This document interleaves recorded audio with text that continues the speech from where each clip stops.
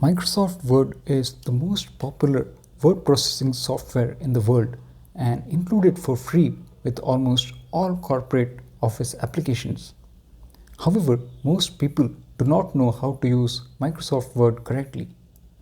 Welcome to this comprehensive Microsoft Word tutorial in which we cover all the basics of Microsoft Word from beginner level to advanced level. A document in Microsoft Word, they start typing and then apply formatting to the text randomly. If you are one of them, then please stop doing that. The first thing that you need to know when you start using Microsoft Word is styles. If you are writing a small document, then of course you can go ahead and apply direct formatting to sections of the document. But if you're writing a larger document such as a book or even a smaller document such as a thesis or report, then it is very important that you use styles. Let's first understand what styles are. A style is nothing but a set of formatting options or numbering that you can apply to a piece of text. The advantage of styles is that no matter what your document is about, you're generally going to have a title, maybe some headings, maybe some subheadings, or some sets of formatting that you want to apply in different portions of the document. You will want to ensure that whenever you use, say, a heading 1 element, it has the same formatting everywhere in the document. So, for instance, if you're writing a thesis or paper and your institute tells you that they want you to use all caps in your heading 1 elements, you just need to modify the style that you created for the heading 1 element, and the formatting for all of the heading 1 elements updates instantly to reflect this change. But that is not the only reason to use styles. Let's review the benefits of using styles. If you use styles to format your heading elements, you can generate a table of contents section with just one click. How cool is that? You can even make updates to the table of contents if you change anything in those heading styles. The second benefit of using styles is that Microsoft Word has a feature called navigation pane, and heading elements created using the styles show up in the navigation pane, allowing you to quickly and easily navigate through the document sections. Styles also allow you to use what is known as an outline view in Microsoft Word. This is actually a very interesting topic and deserves a separate video. So you will see information about it in one of the future videos. Be sure to take a look. The other benefit of using styles is that you can ensure that the numbering for your headings is consistent by linking what's known as a multi-level list to a style. This means that all of your heading 1 elements can have numbers such as 1, 2 and 3, and all of your heading 2 elements can have numbers such as 1.1, 1.2, 1.3 and so on. The other benefit of using styles is that you can ensure that you use elements such as the chapter name or heading 1 even in the header or footer section of the pages in your document. This helps your reader easily understand the content that they are reading about in a certain page. Finally, if you are collaborating with others, you can restrict any formatting changes that they make by locking the styles used in the document. This prevents others from directly modifying sections of your document and formatting it differently. Microsoft Word has many useful features for writers, but styles is definitely one of the most important. We talked about why it is important to use styles in your Word document. Let's now talk about how you can modify the styles in Microsoft Word. The easiest way to use a style is to navigate to the Styles section on the Home menu. Microsoft Word provides you with a gallery of styles for important elements such as title, heading 1, heading 2, and so on. If you have text that you want a heading 1 element applied to, then you just need to select the text or place the cursor at the beginning of the text and select heading 1 in the styles section on the home menu. The text that you selected will have its formatting updated based on the style that you chose. However, in some cases, you might not want to use the provided formatting options or styles that Microsoft Word provides. Well, you can modify the formatting for those styles or even create your own styles. Let's look at how to modify the default styles that Microsoft Word provides. There are two ways to modify a default style. Let's say that you want to modify the heading 1 style and change the font and font size. The first way to modify the style is to go to the home menu, go to the styles section and right click the style name. Since we want to modify heading 1, let's right click heading 1 and choose modify. Now choose the new formatting that you want for the style. You will see a small box displaying a preview of the changes as you try them out.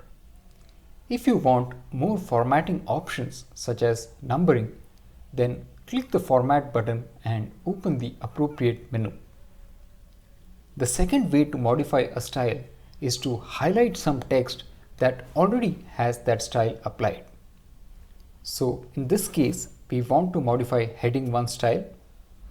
Let's select some text that already has the heading 1 style applied. Now you can go ahead and directly change its formatting, such as the font or font size. You now need to tell Microsoft Word to use this formatting for all of the heading 1 elements. To do that, right click the style name, in this case heading 1, and choose the option that says update heading 1 to match selection. You can apply the same method to modify any of the other heading styles or other styles as well. If you have figures or tables in your Word document, then it's always a good idea to add captions to those tables and figures. However, if you're like most people, then you are inserting and updating captions incorrectly. If you have been adding your figures or tables and then manually typing out the captions below the figures or above the figures or tables, then the disadvantage with this approach is that you've got to manually think of the figure number or table number and keep track of the numbering. Let's look at the correct way to insert and update captions in your Word document. The first thing you need to do is right click the image that you want to add your caption to, and you can choose insert caption, or you can go to the references menu and select the figure or table in your document and then choose the option that says insert caption. Have a graph, chart, photo or illustration, then it's a good idea to have the label as figure. Otherwise, if you have a table, then choose the option that says table for label. You can next choose the position of the caption. The label is the text that you want to appear next to the table or figure number. Usually it's the word table or figure, but you can also click the option that says new label and provide any other text to use as your label. You can click numbering and choose from the available numbering options whether you want 1, 2, 3 or ABC or any other numbering option. In the text field after the label and numbering is where you actually enter your caption title. A bonus tip, if you click auto caption, then you can also specify that the caption must be automatically inserted whenever you insert, say, a figure or a table. Let's try inserting another figure and when you choose Insert Caption, you'll see that the figure number is automatically entered by Microsoft Word whenever you add a new figure. The method to add captions to your tables is similar. With the table selected, you can go to the References menu, choose the option that says Insert Caption. Just as with figures, for tables you can choose the default label of table, or you can click New Label and provide any other text that you want to use as your label for the tables.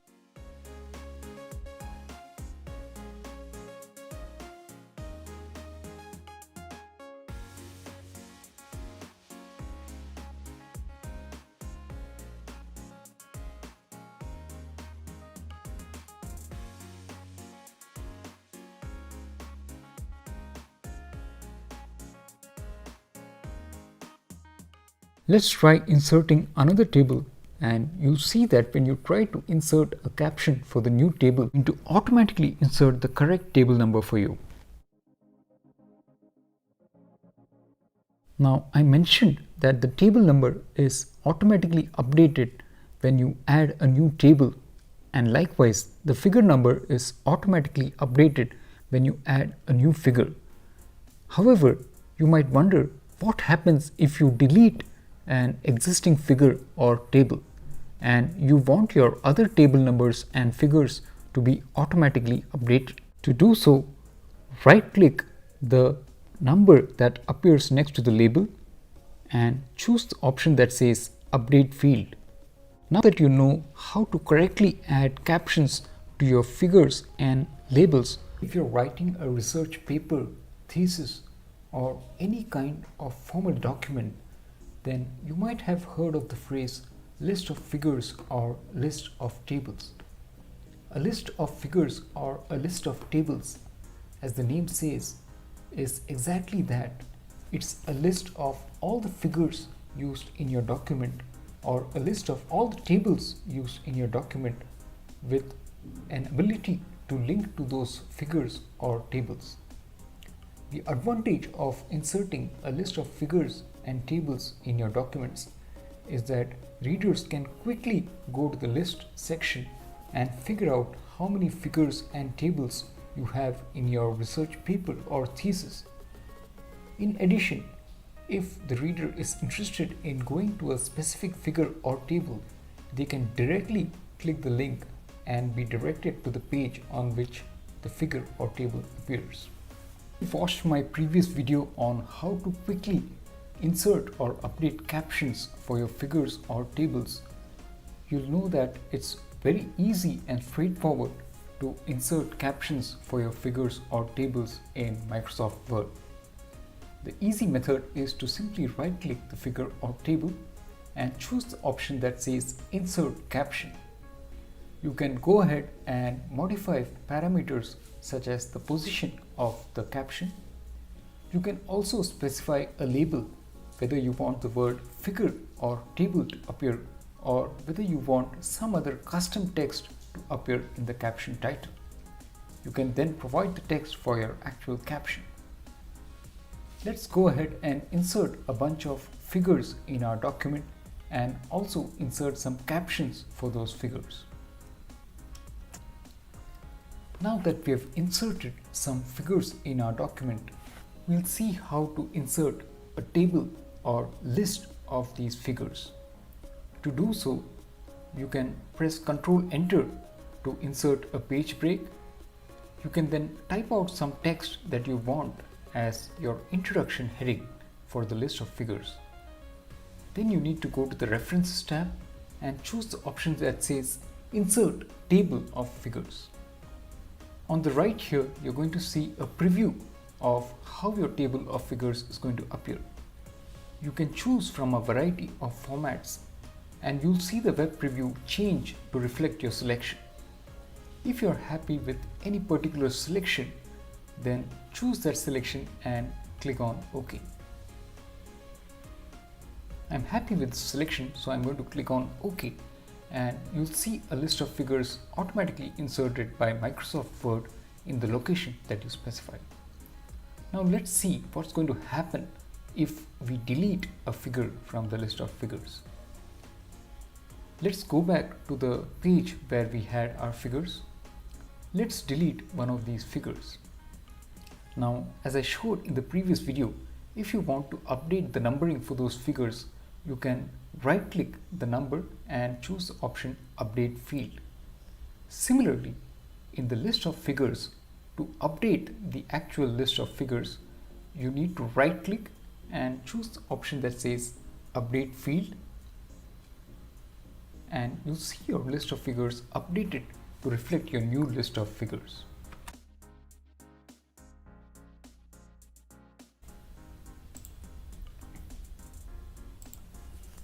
Let's now look at how to insert a list of tables. Let's go ahead and insert a bunch of tables in our document. Let's give these tables some captions. If you remember, in the previous video we saw how to choose the auto caption option to automatically generate default captions for your tables. Now that we have a bunch of tables in our document, let's create a list of tables. Creating a list of tables is as simple as creating a list of figures. The first thing you need to do is go to the References tab, and just as for figures, choose the option that says Insert List of Figures or Insert Table of Figures. You can choose the label that you want to use, and you'll see that a list of tables is now inserted in your document. Let's go ahead and try deleting a table. Let's first update the numbering for the table itself. Let's now go ahead to our list of tables and right click the list of tables. Choose the option Update Field. This option is going to ensure that your tables are updated. Thesis papers, research papers, or any kind of serious formal documentation, then inserting a list of tables or figures is often mandatory, and if not, it's highly recommended so that you can guide your reader directly to the list of figures or tables and to the specific figure or table that they are interested in. In a previous video, we looked at how you can insert captions for your tables and figures. However, you might be wondering, what if I want to change the formatting for the captions that are automatically generated by Word? Depending on the audience you're writing for, the requirements might involve applying different styles for different sections of your document. This might mean that you need to format your captions for tables and figures in a specific way. In this video, let's look at how you can apply such formatting for your tables and figures. Let's review how to insert captions. You can insert a figure and then right click it and choose Insert Caption, or you could go to the References menu and choose the option Insert Caption.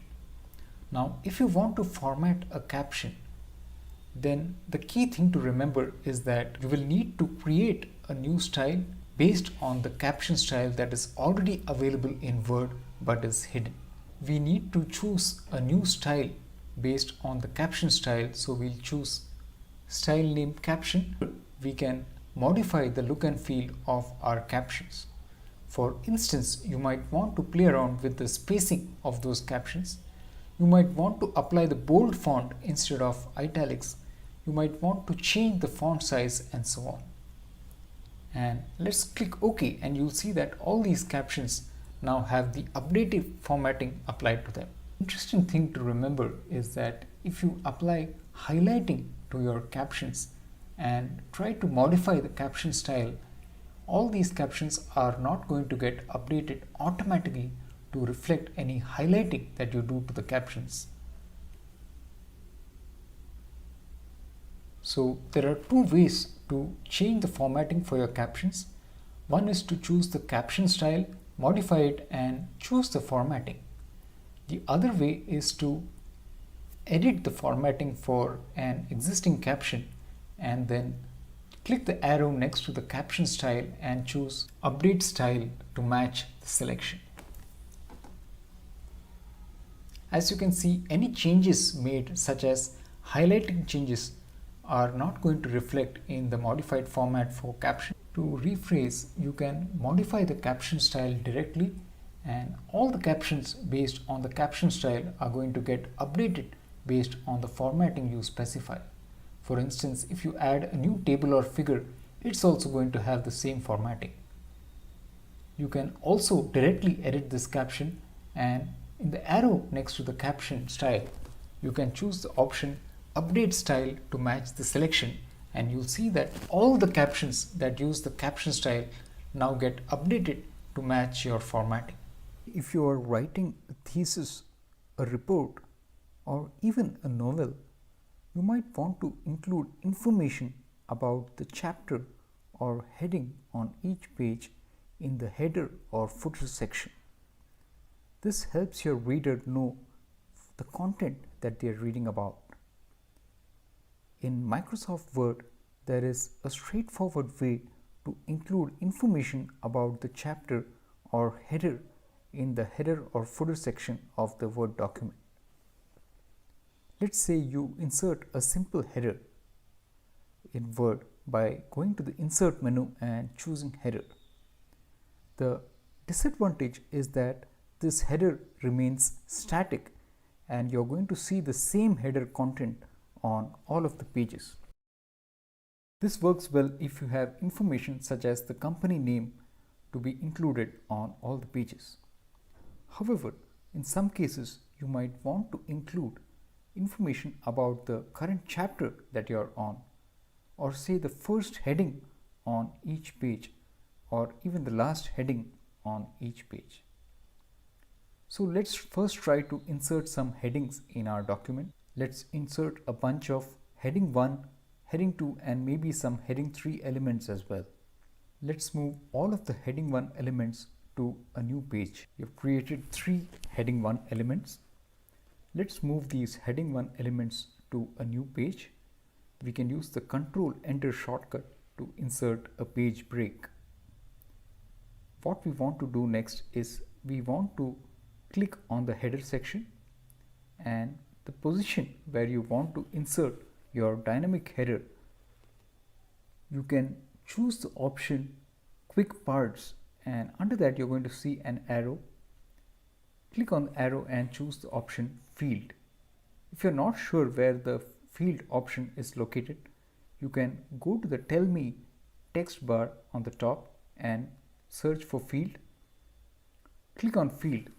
Now within field, what we want to insert is a reference to an existing style called heading 1. So choose the option that says Style Ref. In the field properties, we need to choose heading 1. Of course, if you want to include things such as the chapter name, you might also choose title instead of heading 1. Now on the right side, you're going to see a bunch of options.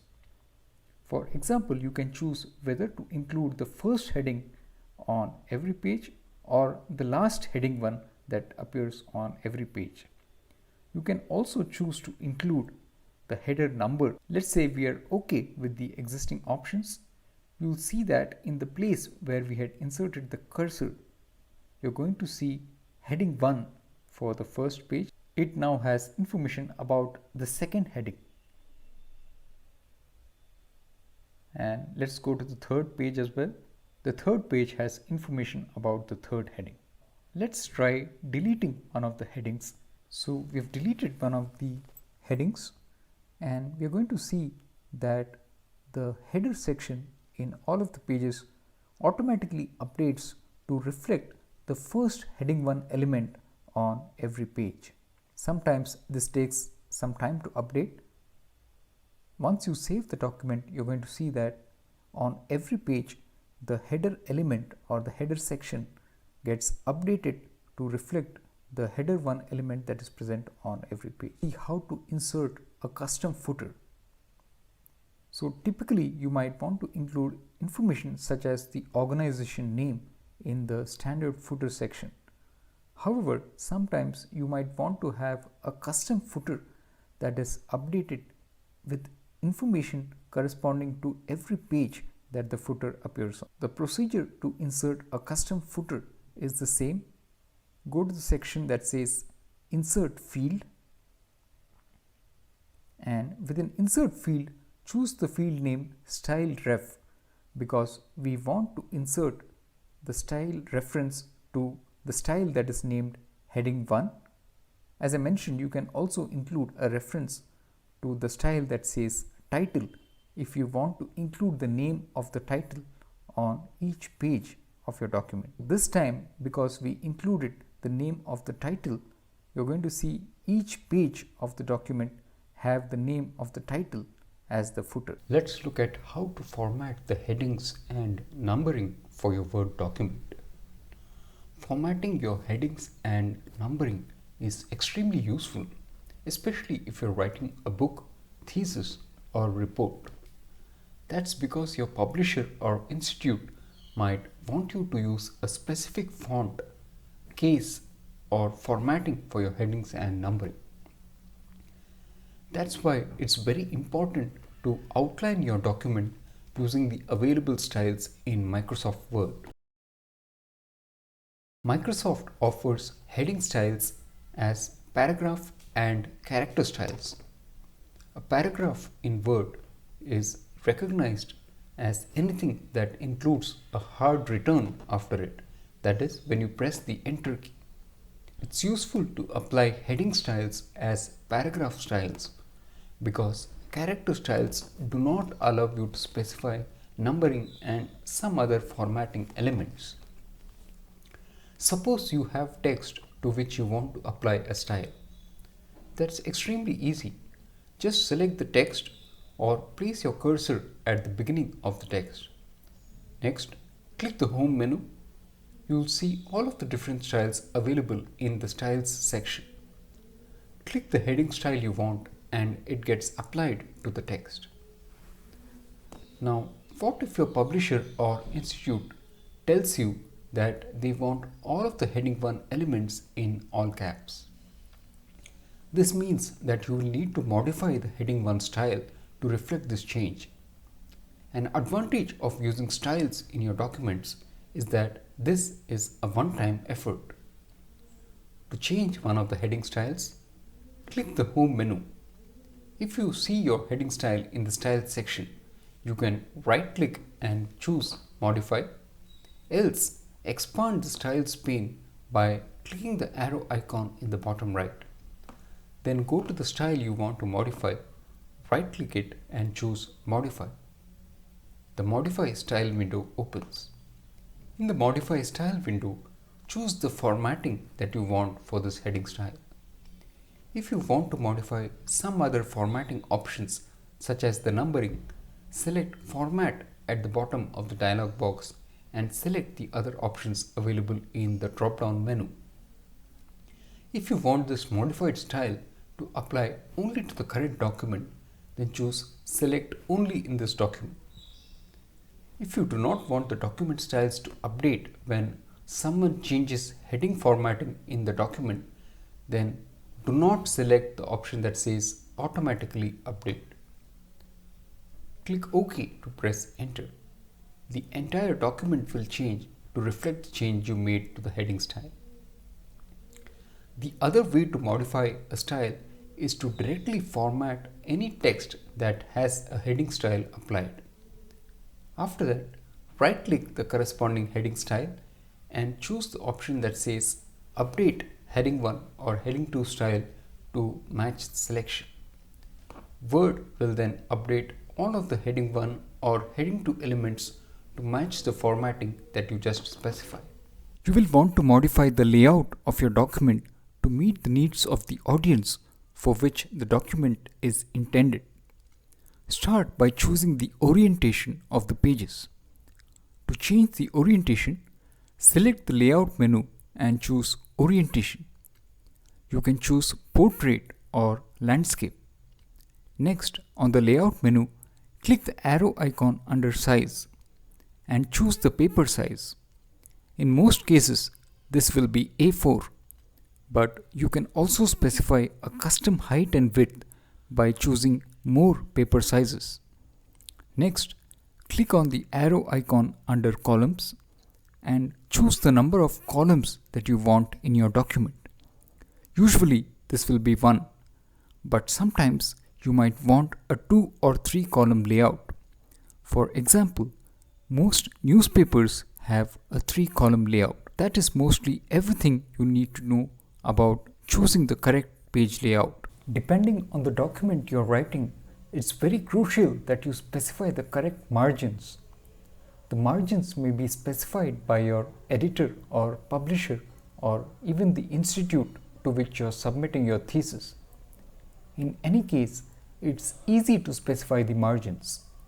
On the Layout menu, click Margins and choose from among the default margins.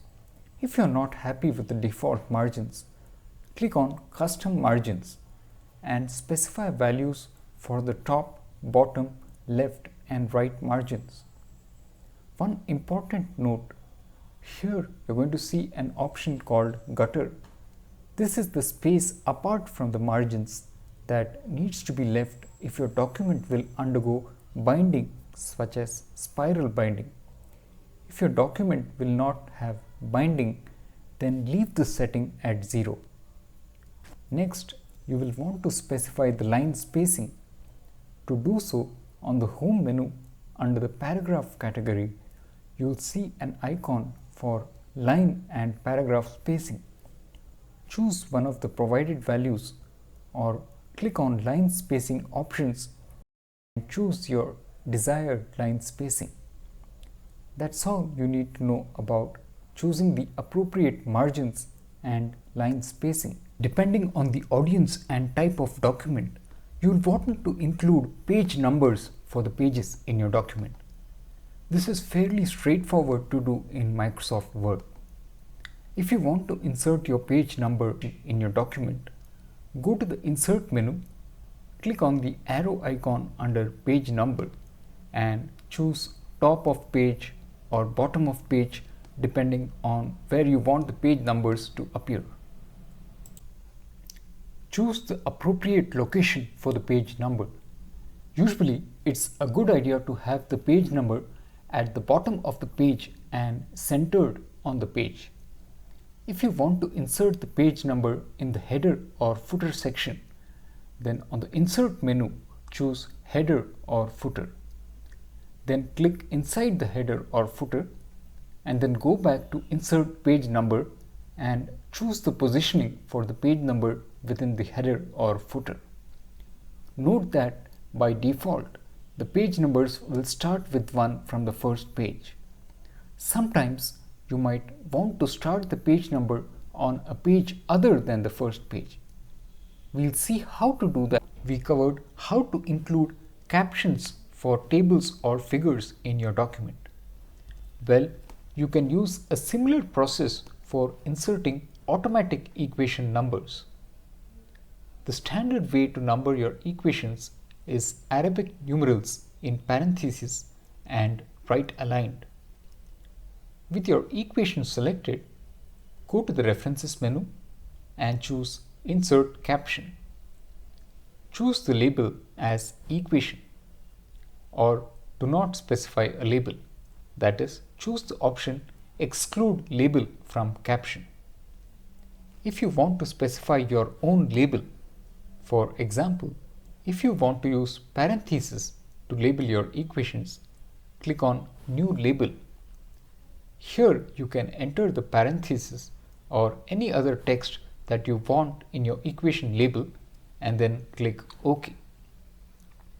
Next, you need to choose an appropriate numbering format for your equation. You can choose an appropriate number format by choosing Numbering. To align the equation caption, select it and specify the alignment by going to the Home menu. In the Paragraph section, you will see a bunch of alignment options. Here you can choose the label to be right aligned, for example.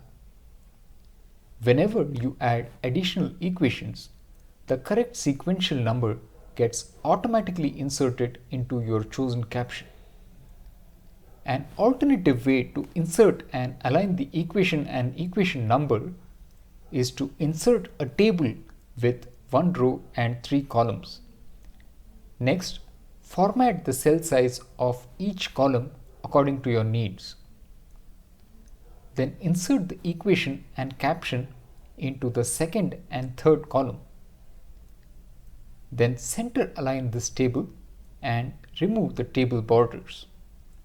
Finally, copy and paste this table whenever you want to insert a new equation and update the values appropriately. We covered how to include captions for tables or figures in your document. Well, you can use a similar process for inserting automatic equation numbers.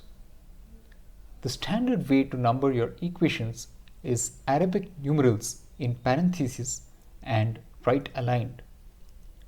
With your equation selected, go to the References menu and choose Insert Caption. Choose the label as Equation or do not specify a label. That is, choose the option Exclude Label from Caption. If you want to specify your own label, for example, if you want to use parentheses to label your equations, click on New Label.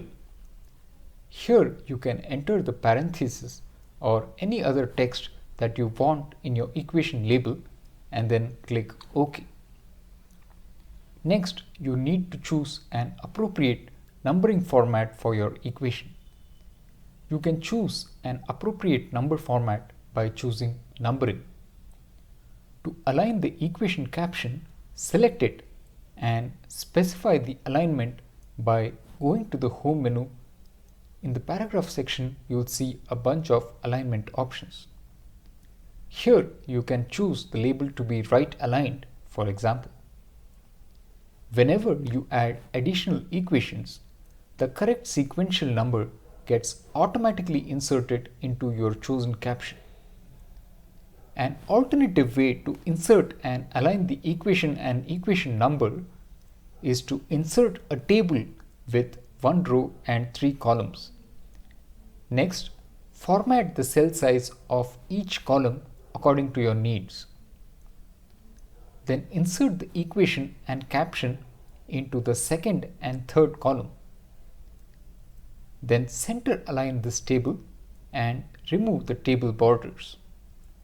Finally, copy and paste this table whenever you want to insert a new equation and update the values appropriately. I hate to tell you this, but you are using headings and numbering incorrectly in Word. Let's see what the problem is. Assume you have a set of bullet points 1, 2 and 3. It's easy to select them and choose the bulleted headings. There's no specific order in which these things must be done, so bullets work well. Now let's see what happens if we try to apply the same logic to items that have some sequence to them. Assume that you have this kind of numbering applied. Now assume that you have some headings in between. So you have a heading 1, a heading 2 and a heading 3. You can see that the numbering for these texts where you have headings and normal text does not follow a specific pattern. Even if I were to select this and choose heading 1, you see that I'm losing the heading numbering for this heading. And likewise, if I choose heading 2 here and heading 3 here, you can see that normal text is being numbered, but the headings are not being numbered. Selecting all your headings and choosing this option that says 1, 2, 3 is not going to help you do the correct numbering when you have headings in the picture. You might think that I'll apply a different way of numbering these headings.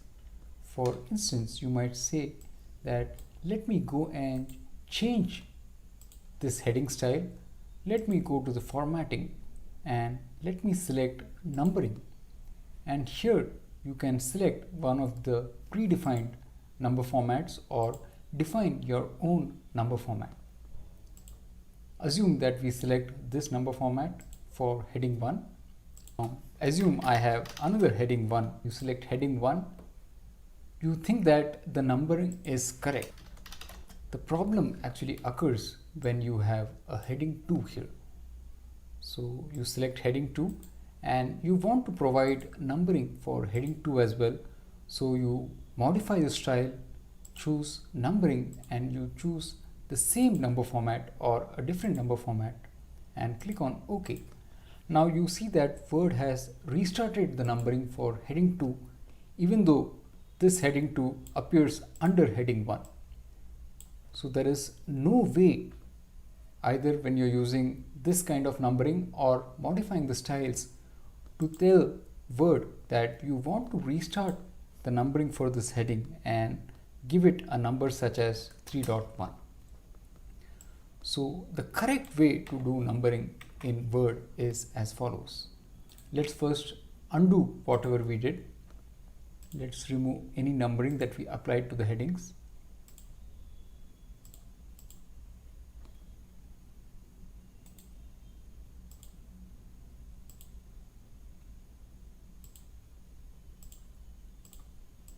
So we've removed all of the numbering. We have our headings in place now. Now we want to give numbering to these headings such that you get a number such as 1 here, 1.1 here, 1.2 for this heading, 2 here, 2.1 and 2.2 and so on. The correct way to set up the numbering for this is to go here, select any of the numbering options or choose the option that says define a new multi-level list. Here what we want to do is for 11.1 we can choose the formatting the way we want. Let's say we want 1 followed by a period. Now here you need to click on more and say that you need to link this level to the heading 1 style. All our heading 1s are now numbered correctly. We need to do the same thing for the heading 2s as well. So let's go back here.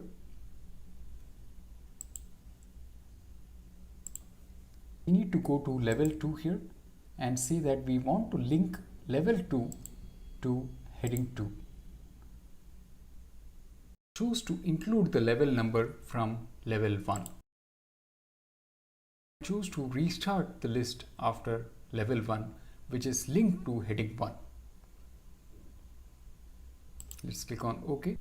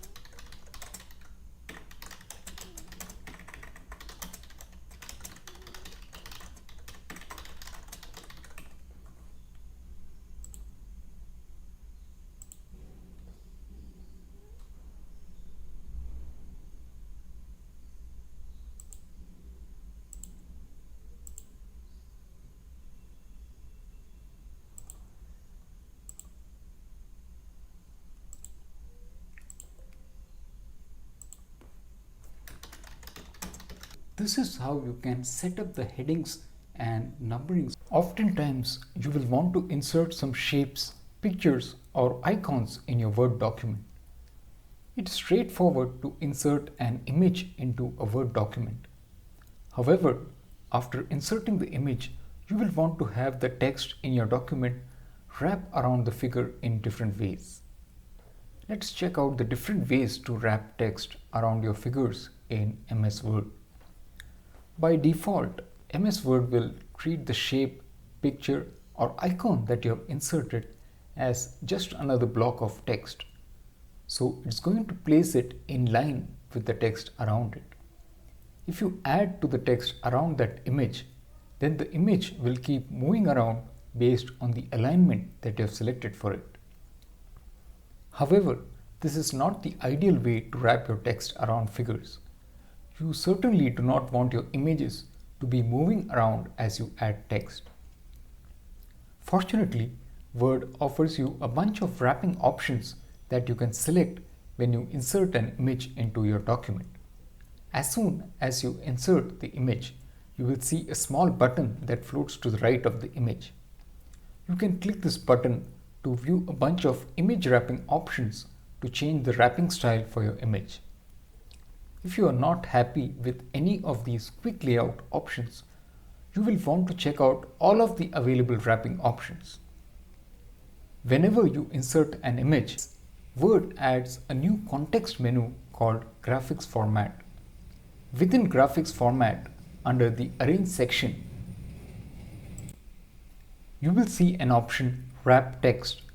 Click on More Layout Options to see a bunch of options for the position, text wrapping and size. On the Text Wrapping tab, you can use the Wrap Text and Distance from Text sections to specify whether you want to have the image wrapped on both sides or only the left or right side. You can also choose how far the image must be from the text. When you insert an image into your Word document, you will notice under the Position tab that the default option for images is Move Object with Text, which means that your object is going to move along with the text around it. I recommend that you uncheck this option so that your images are fixed and do not keep moving. Of course, if you have a use case that requires your image to move along with the text, then keep that selected. In general, Word is going to keep your image and the paragraph into which you inserted it together. When you click your image, you will notice a small anchor symbol. If you had selected Move Object with Text, then your image will move along with your text. Otherwise, uncheck Move Object with Text and lock the anchor to a fixed position on your page so that the image stays in its place even if the text around it is deleted. To do so, choose the option that says Lock Anchor. After you have set your image wrapping object, you can also set this wrapping style as a default for all the future images. To do that, click the image and on the Graphics Format context menu, go to Wrap Text and choose the option that says Set as Default Layout. If you are submitting a research paper to a conference, then you will typically use a 2-column layout. Most publications will require you to place your figures and tables at the top and bottom of columns and to avoid placing them in the middle of columns. For large figures and tables, you may be able to place them such that they may span across the columns. If you plan to collaborate with others on your document, then you need to know about Microsoft Word's Track Changes and Comments features. The Track Changes feature in Microsoft Word allows you to track a bunch of changes made to your document, including text suggestions or formatting modifications. The first thing you will need to do is to activate Track Changes in your document. To do so, navigate to the Review menu. Under the Tracking section, you will see a bunch of options. Click on Track Changes to activate the Track Changes mode. You will notice the icon turn from transparent to one with a darker background. This means that Track Changes is on. To turn off Track Changes, just click the icon once again. When you activate Track Changes, then any text that you add, edit or format will appear in an annotated pane on the right. This happens if you are using the read mode, print layout mode, or web layout view mode. If you use the draft or outline mode that is available within the view menu, then any text that is deleted appears as strike through text and the corrected version appears next to it in a different text color. Under the tracking section on the review pane, you will see additional tracking and reviewing options. For instance, you can click the downward arrow button under Show Markup and choose what kind of markup you want to see, such as only text or only formatting or both. You can also choose whether you want Word to display markup from all the reviewers or only markup made by one or more viewers. If you click the down arrow icon under Reviewing pane, you can also specify whether you want the reviewing pane to appear in a horizontal window below your document or in a vertical window to the right of your document. Tracking changes is not the only way that you can use to collaborate in Microsoft Word. Under the Review menu, you will also see a Comments section.